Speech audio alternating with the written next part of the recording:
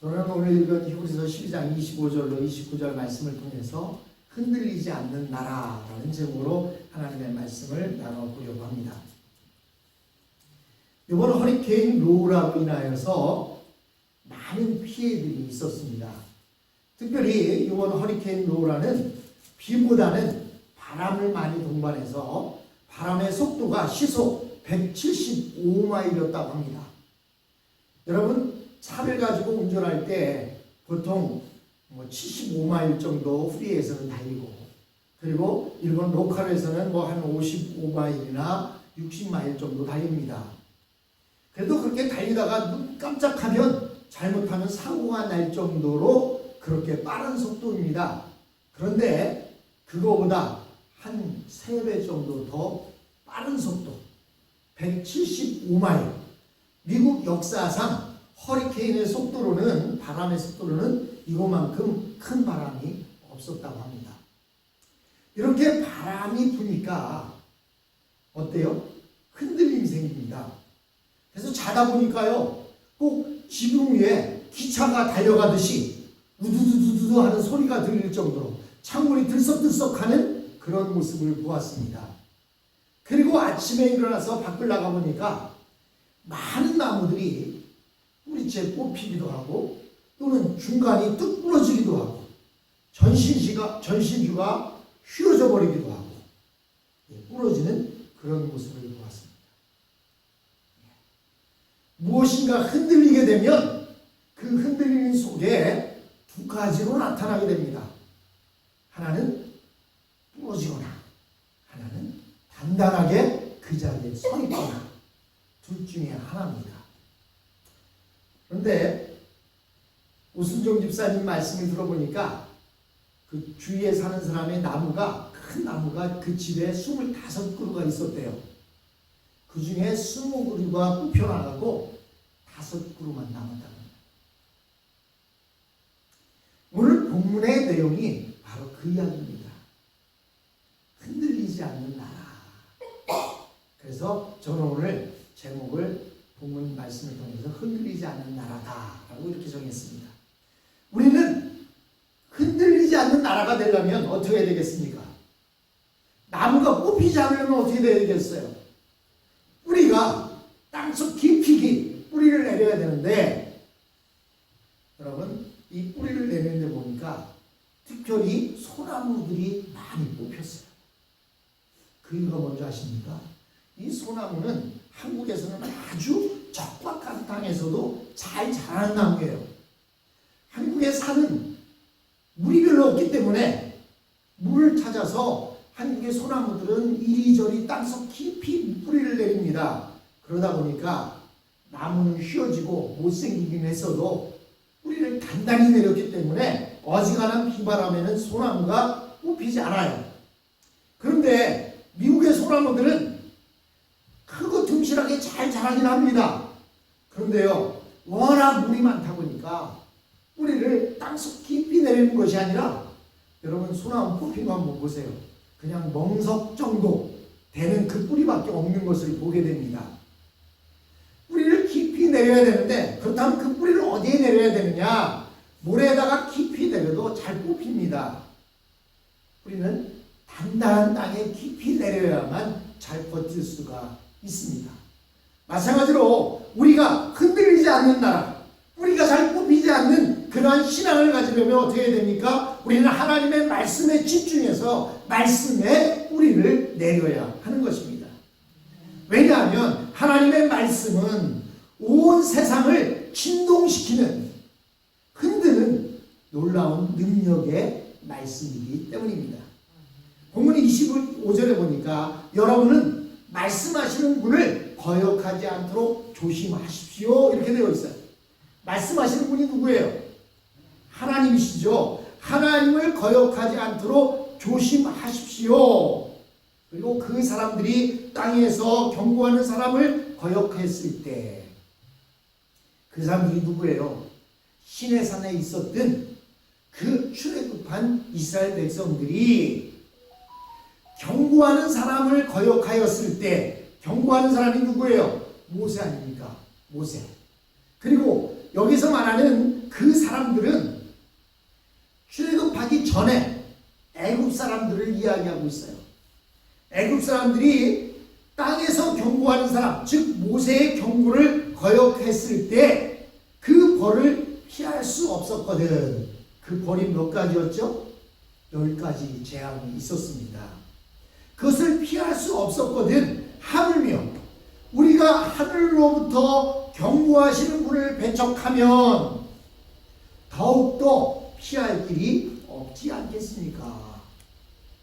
하나님의 말씀을 받아서 경고하는 그 모세의 경고를 거역했을 때에도 10가지 재앙들이 그들에게 임했었는데, 하물며 하늘에서 하나님이 직접 말씀하시는데 그 말씀을 거역한다면 더욱더 피할 길이 없다라고 이렇게 말씀하고 있습니다.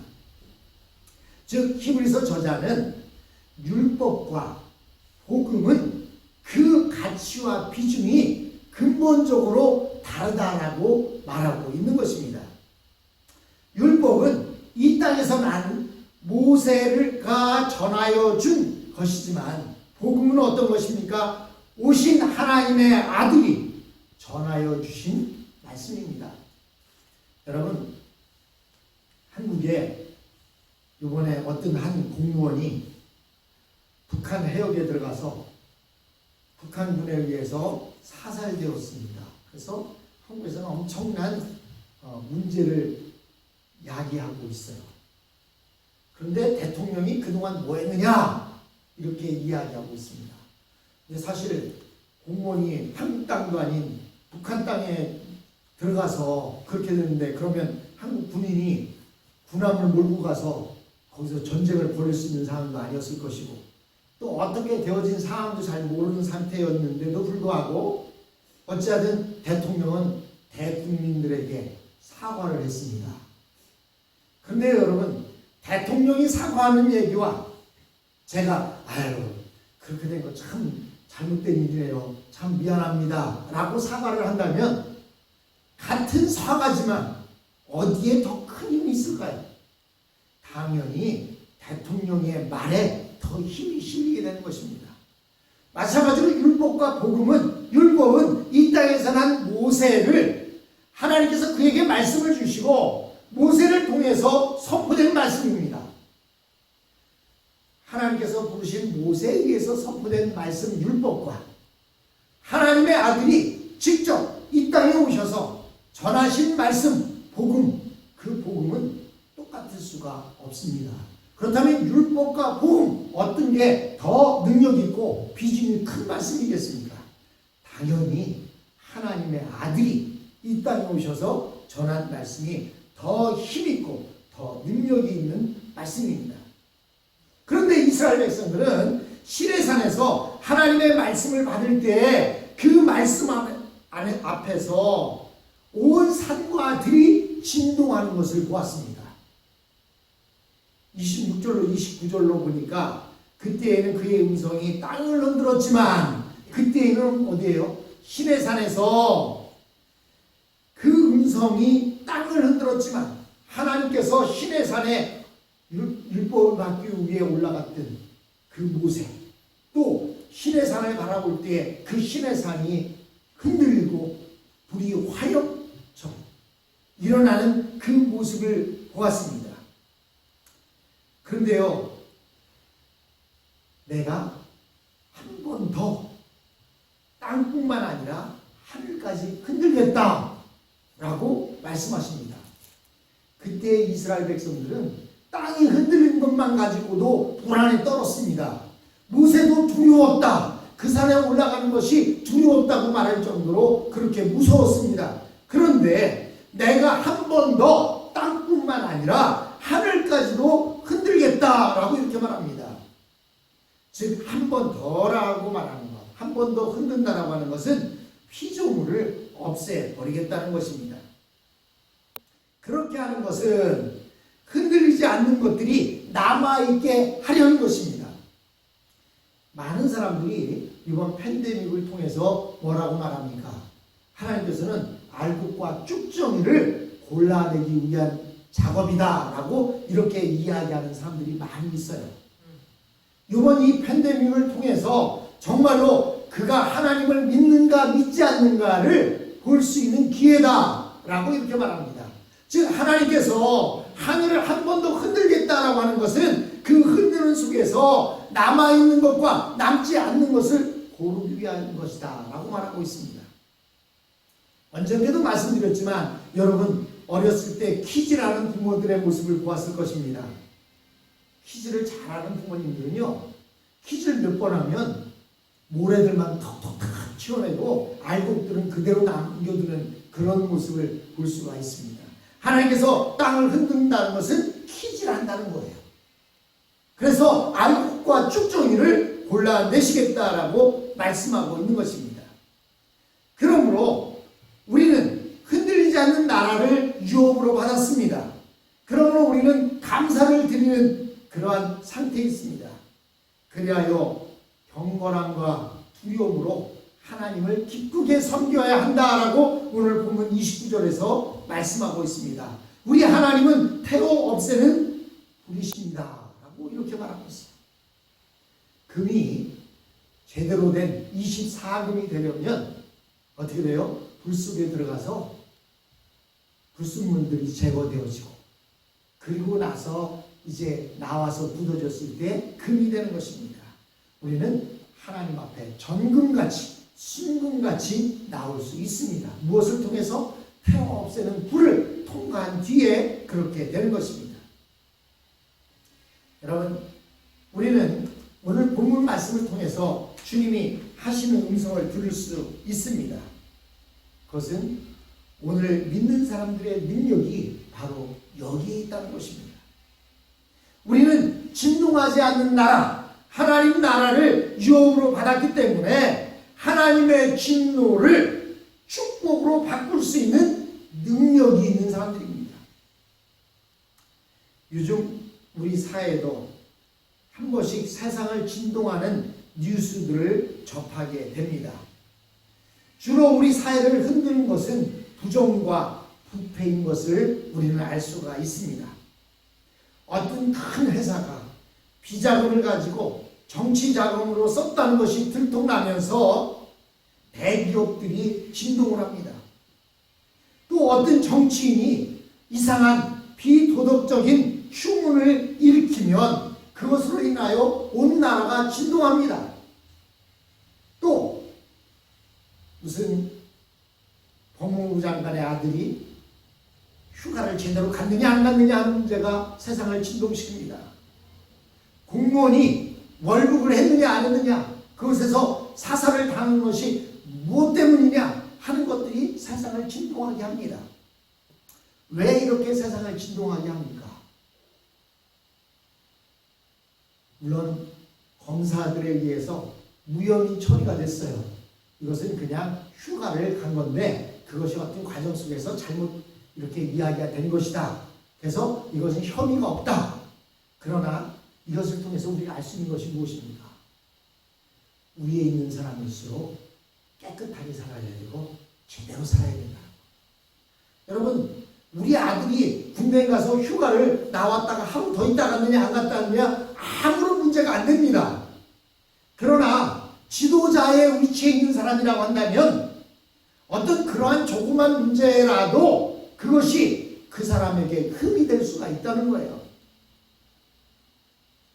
여러분, 하나님은 이렇게 팬데믹을 통해서 또 우리 세상을 진동하게 합니다.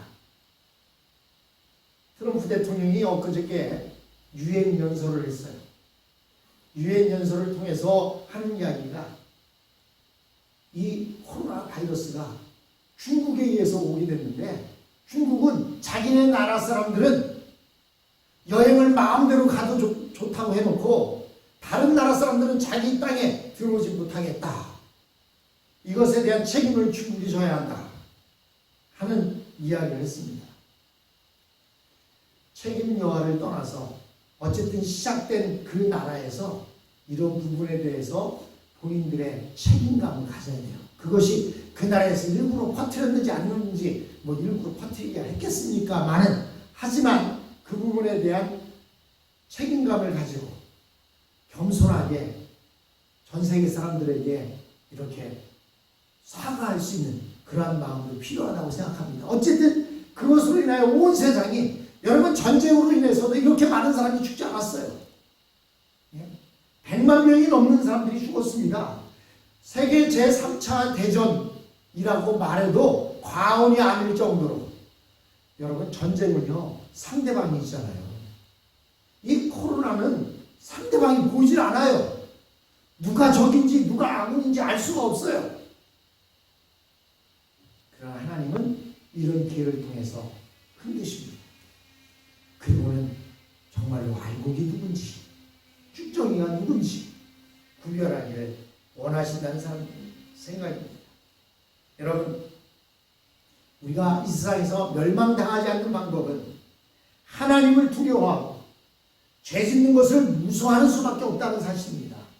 여러분, 우리가 코로나를 잘 극복하려면 마스크 잘 쓰고 사람들이 모이는 곳에 되도록이면 가지 않고, 그리고 세니타이저를 가지고 다니면서 손도 잘 씻고 자기 스스로 주의해야 하는 것처럼, 우리가 이렇게 멸망당하지 않는 방법은 하나님을 두려워하여서 말씀 앞에 겸손히 허리를 조이고 죄 짓는 것을 무서워하며 살아야 한다는 사실입니다. 현재 많은 사람들은 들통만 나지 않으면 무슨 죄를 지어도 된다고 생각을 합니다. 들통만 나지 않으면 법에 접촉을 받지 않아요. 그러니까 이 세상은 진동할 수밖에 없습니다. 그런데 앞으로 하나님은 땅만 진동하는 것이 아니라 하늘도 진동시킬 것이라고 말씀하십니다. 그러면 온 세상이 끝장이 나는 것입니다. 그러나 하나님의 말씀을 붙들고 사는 사람은 절대로 영원히 진동하지 않을 것입니다. 왜냐하면 하나님의 말씀은 온 천지를 지으신 그 말씀이기 때문입니다. 우리는 이 세상을 너무 영원한 것으로 생각해서 여기에 모든 것을 다 투자하려고 생각하면 안 됩니다. 많은 사람들이 생각하면 모든 것이 내가 이 땅에 살면서 잘 가지고 있으면 되겠지 라고 생각합니다. 그러나 여러분, 아무리 돈 많은 재벌이 그 많은 돈을 가지고 있다가 죽어도 고작 몇 평 땅 부어 묻힐 그 땅밖에 전혀 필요가 없다는 사실입니다. 그러므로 우리는 이 땅의 모든 것을 투자하지 말고 경건함과 두려움으로 하나님을 기쁘시게 해드려야 합니다. 불타 없어질 세상을 사랑하지 말고 영원한 하나님 나라와 그리고 그 축복을 위해 끝까지 참고 인내할 때 하나님의 나라, 그 나라가 이 땅에 임했을 때 우리는 그 땅의 백성으로 이 땅에서 살아가는 저와 여러분이 될 줄로 믿습니다.